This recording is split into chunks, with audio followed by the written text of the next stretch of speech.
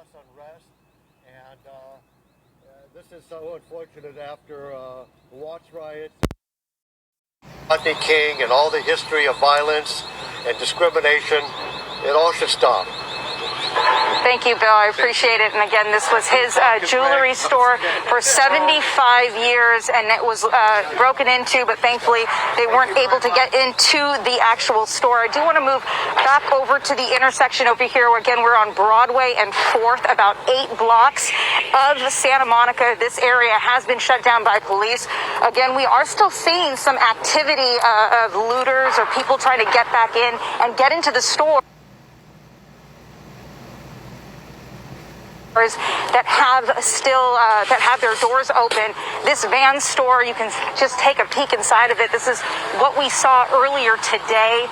It is pretty much empty. You can see a lot of the things have been stolen, and we are seeing people right now who are here to board it up and protect these storefronts. The reason why police have shut down these 8 blocks of Santa Monica right here, of Broadway and 4th, is because all of these storefronts are still so vulnerable. We are seeing Santa Monica Jewelry and Loan. You can see it was completely smashed into. We did speak to some of the folks in there right now who are just offering protection to the store, trying to keep people out. But a lot of things were stolen. The owner, I am told, is on his way here. But just take a look at the litter and the trash on the ground as well.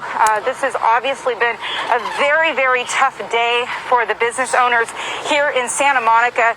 And as I mentioned, it's not quite over. We are still seeing people walking through this area. It is shut down to vehicle traffic, but people are still able to walk into this area, and there have been a few incidents that have popped off since we were here. So of course this is still a bit of a dicey situation for police and for business owners. I do want to show you this intersection over here. You can see so many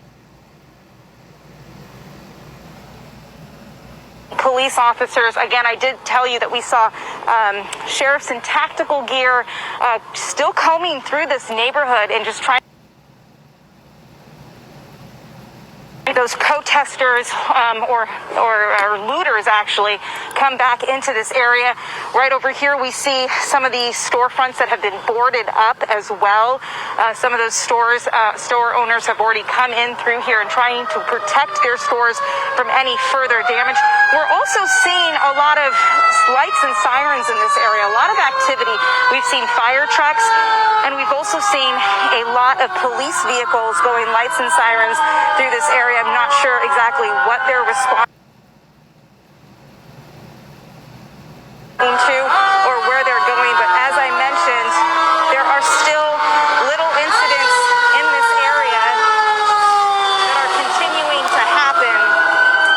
So, of course, law enforcement and first responders still trying to get a hold on what exactly is happening here and trying to get to help people that need it. So, again, we're here on 4th and Broadway. Still a somewhat of activity still happening here, but mainly it's the business owners who are just trying to protect their storefronts and make sure that no one else is allowed back in.